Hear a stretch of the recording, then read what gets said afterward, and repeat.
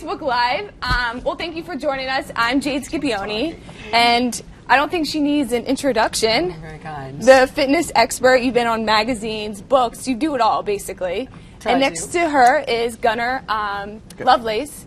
Gunnar, sorry, Lovelace. Everybody does it. They told me beforehand, and I knew I was going to mess that up, but he is the co-founder and co-CEO of Thrive Market. Even though we're here in a gym, we're here to talk about food. And not just any kind of food. This is healthy, organic food that's not, the best part is it's affordable. And it's not going to be your whole paycheck. I know everyone who shops at Whole Foods always says you have to give up your whole paycheck. So I'm going to start with you. Tell me about Thrive Market. Yeah, so we're making healthy food affordable to everybody. You can get everything that you would want at a normal health food store at 25 to 50% off, shipped to your home. And so our whole mission is to make healthy food accessible to everybody. We buy directly from the brands. We cut out all the middlemen, and people pay $60 a year like a big box shopping club to be able to access the platform. And Jillian, why was something like this needed? Oh my gosh. I mean, where do we begin? Food deserts are a huge thing. Access, right? That's a #1 problem. And then affordability, equally a big problem. And so when I heard about what Gunnar was doing, and of course Heidi, my partner, is always like my man on the ground or woman on the ground, and she got a membership, right? And she's like, honey, have you seen this, what this guy is doing? And I was like, no, show me. And, you know, if it gives people access, it's all affordable. Then Giancarlo calls me and he goes, Jill, have you heard about Thrive? We got to get in on this. We got to invest in this guy. And what he's doing is providing a solution where nobody else has. And it's a really big deal. Yeah. And the concept of this is focusing on the middle of the aisle, which as a health expert, people always tell us to avoid. Yeah. So tell me a little bit about how you're disrupting the grocery store market. Yeah, so we buy directly from the brands, and people order online, and then we ship to their homes. And normal retail has brokers, distributors, and then all the retail markup, and we cut all of that out and pass those savings along to our members, which is how we're able to make the prices so affordable. One of the ways that we measure our success is, can we sell the healthy alternative at the same price as the conventional equivalent? And the answer is yes. We're selling organic groceries for the same price as conventional produce for the first time in history. And you launched in 2014. Tell me about the traction you're seeing with this company. Well, you know, with the help of Jillian, you know, flexing her arms. You know, she's such an evangelist. Yes, so not true. It is true. Jillian's been a rock star. The brand story is incredible, and I really do think that you should tell your story about why you were so passionate and how many people, right, told this guy, no, no, no, no, no. And he ends up turning this thing into a juggernaut. And I believe that it comes from his origin story. Tell the story. Yeah, so it comes from a very personal place. I grew up with a single mom and saw how hard she worked to make healthy choices. We were really poor. And so that's, you know, the whole mission of the business to make healthy food affordable and accessible to everybody comes from a very, very personal place. And as Jillian said, we were rejected by 50 VC firms pre-launch. Yeah. You know, LA, San Francisco, New Suckers! York. And, you know, they've come around, but we ended up, the first $10 million we raised were from value-aligned partners that care about the mission of making healthy food affordable. And there's bloggers and influencers and celebrities that understood the problem, and that gave us such rocket fuel to grow super quickly. And just to show us how powerful this is, I know you have some big, Jillian's a huge investor, but tell us about some of the other big investors that you have on board. You know, we have this amazing eclectic group. So it's like, you know, Wellness Mama, you know, a mom of 6 in Kentucky with 6 million unique visitors a month, and Jillian and Tony Robbins and Will Smith and Zoe Saldana and Dr. Mark Hyman. So we have this really eclectic group of influencers who hear from their audiences, we want to live the lifestyle, but we can't afford to do it, or we're not near a health food store. Yeah, and so all the products are organic, and especially non-GMO, which is something I want to touch on, because that's a huge passion of mine. Yeah. What is your stance, and why did you go down the non-GMO route, and what is your stance about GMOs? You want to take this one? I'll jump in after you. Sure. So I think, you know, for us, you know, we believe in it personally, but when you look at emerging consumer desires, they want to really trust where they're buying their products. People don't trust what's in them, where they're coming from. I think that, you know, the GMO debate is a really complex one. Yes. One of the challenges, though, that is inarguable is we're spraying our food crops that are genetically engineered with hundreds of millions of tons of glyphosate and other herbicides that then get into the food stream. So consumers don't trust food that's made with engineered food.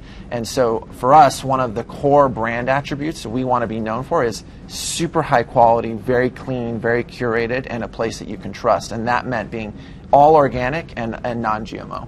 Yeah. What do you think? Well, for me, it is a complex debate, right? Because you can have a food scientist and all these people saying, oh, well, you know, we have the ability to grow these crops in a drought and this and that, and we can feed the world. And it's like, great, okay, super. But that's not actually what's happening here. So GMO is very different than GEO, genetically engineered. GMO is a red rose cross-pollinates with a white rose, you get a pink rose. That's natural. Genetically engineered is you take a spider gene and you put it into a tomato so it doesn't bruise, and that is not natural, and that's a Frankenfood, and we have no idea what the ramifications of that kind of manipulation are going to be on the environment or on human health. And you got to ask, well, why are they doing that? And one of those reasons is that A, they can now patent and own food because it's no longer naturally occurring, so it's big business, and B, it's also a food that will require their chemicals. What a shock. So, not to get too crazy conspiracy theory on you, but you should be worried about it. Yeah. And this is why when you get non-GMO or clean, healthy, organic food, that's something that automatically takes those potential dangers off the table. Yeah. So you've been in the health sector for more than 20 years. Are we in a health boom right now, you think? I think we are. Yeah, I mean, there's $80 billion a year spent on organic and natural products. Yeah. And it's only 5% compared to conventional packaged goods sales. Yeah. And only 1%, less than 1% of CPG food sales are sold online. So it's like a megatrend within megatrend within megatrend. You know, people in an era of like intense political dysfunction, people recognize that they can have a lot of power with voting with their dollars, and they realize that that's a place where they have a lot of effect. And you know, them with their friends and their churches and their community groups and the various organizations that they're tied into have a lot of effect. And so there's a real movement happening where people are voting with their dollars, and they're voting for companies that have clean supply chains, pay people well, aren't damaging the environment, have eco-friendly packaging, and you can see that now with all the big CPG companies rushing in to buy all these companies that are focusing on the market that way. Yeah.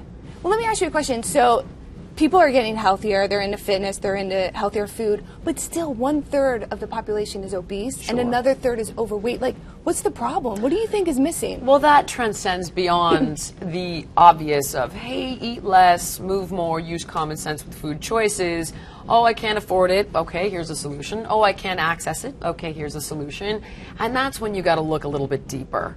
And generally, food is used as one coping mechanism of many, and there is a psychological component. And what we need to do is continue educating people and teaching them how to comfort themselves, how to nurture themselves in ways that are life-affirming, and to be proactive in their own lives and empowered so they feel they have a sense of control.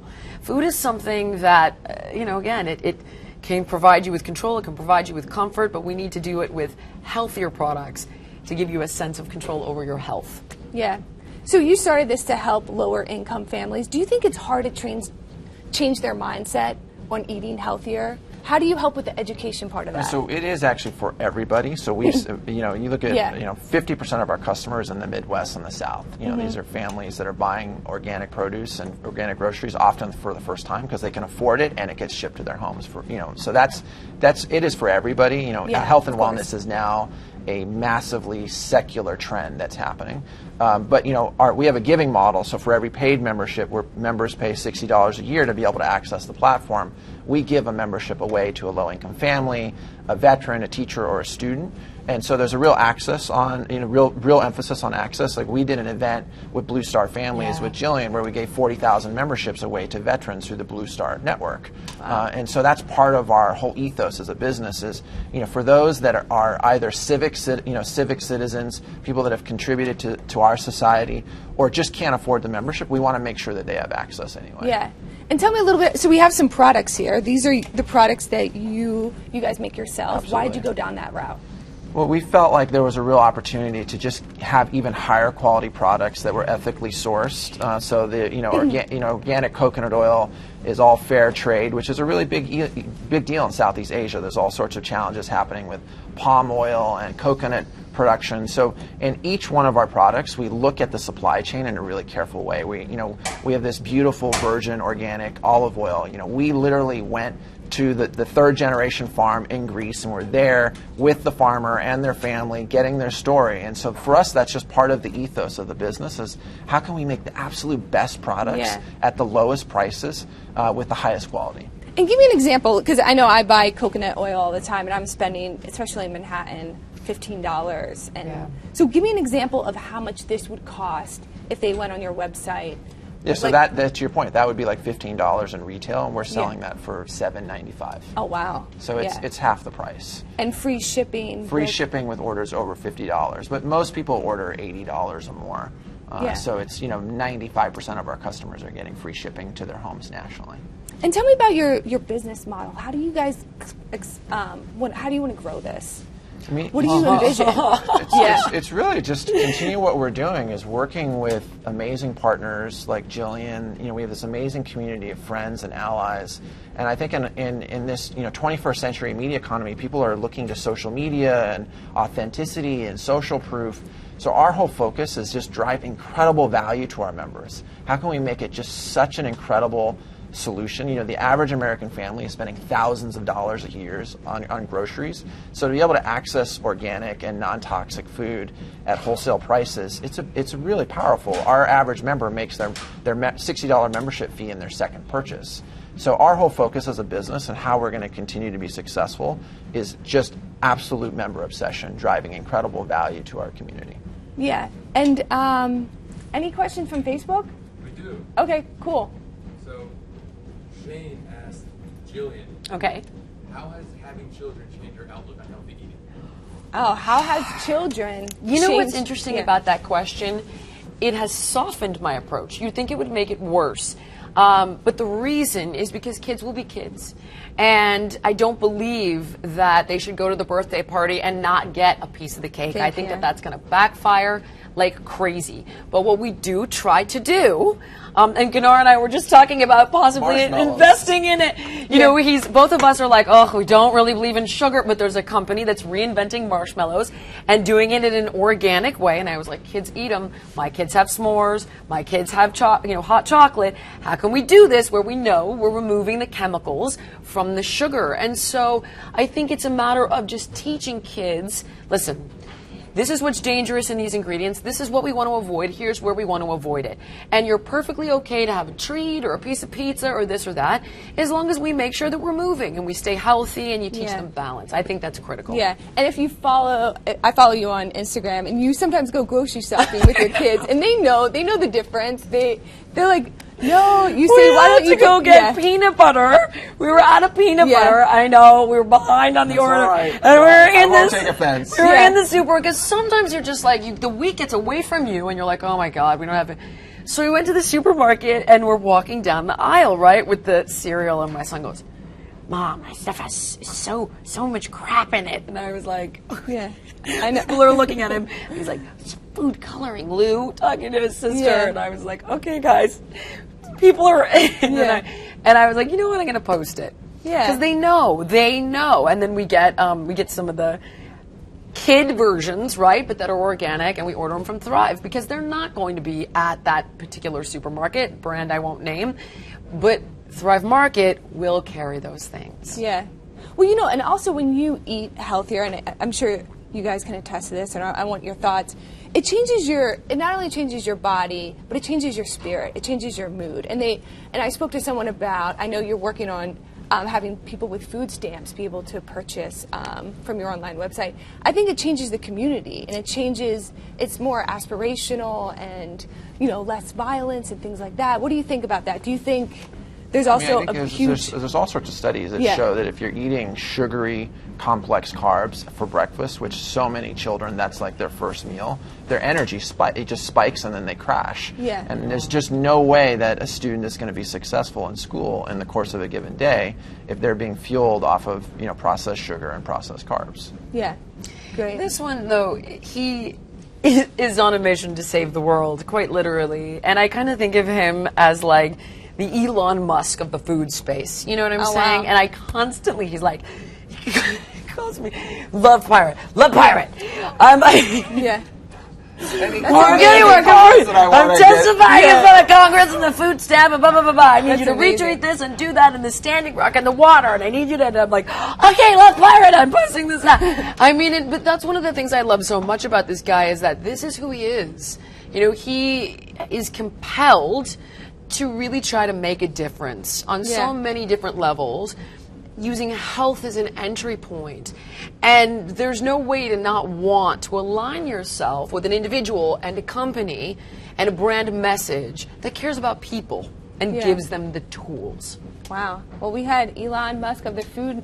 That's what industry I call here him. first. Remember us. Well, Elon Musk is saving the environment. This guy is doing the same via food. And let me tell you, people are afraid. The establishment is freaking out right now because it's having a tremendous impact.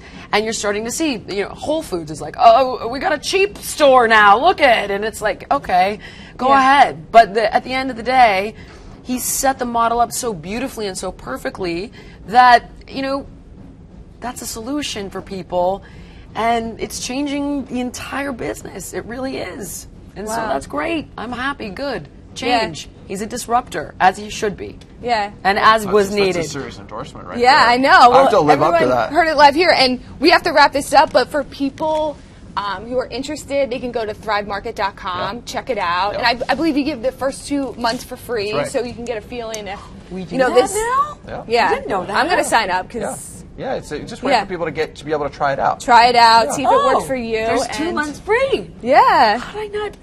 Okay, yeah. Well, thank you guys so much. I really greatly appreciate your time. I love the work that you're doing, and thank you for everyone who's watching. We appreciate it.